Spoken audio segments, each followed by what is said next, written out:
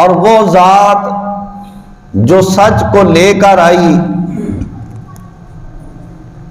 وصدق بہ، اور وہ ذات جس نے سچ کی تصدیق کی،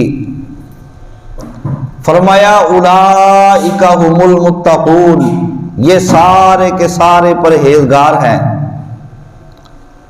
سچ کو لانے والا وہ بھی پرہیزگار، وہ امام الانبیاء کی ذات ہیں، اور تصدیق کرنے والا وہ بھی پرہیزگار، وہ حضرت ابوبکر صدیق رضی اللہ تعالی عنہ کی ذات ہیں۔ تو رب تعالیٰ اعلان کر رہا ہے اولئک ھم المتقون، یہ سارے کے سارے پرہیزگار ہیں۔ متقون پرہیزگار، اور ایک مقام پر رب تعالیٰ نے آپ کو اتقا بھی فرمایا، وَسَيُجَنَّبُهَا الْأَتْقَى، ان قریب جہنم کی آگ سے دور رکھا جائے گا اس کو جو اتقا ہے، بڑا پرہیزگار۔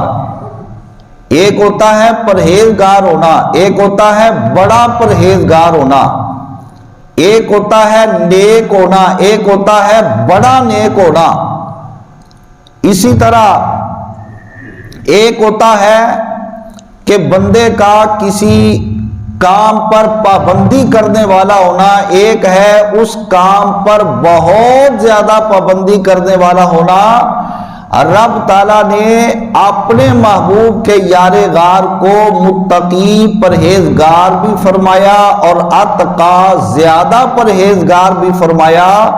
تو پتہ یہ چلا کہ جب رب تعالیٰ آپ کو اتقا فرما رہا ہے کہ زیادہ پرہیزگار، تو اس کے بعد اگر کوئی آپ کے بارے میں گفتگو کرے گا بھی تو اس کی گفتگو اللہ رب العالمین کے اس کلام اور اعلان کے آگے کوئی حیثیت نہیں رکھتی۔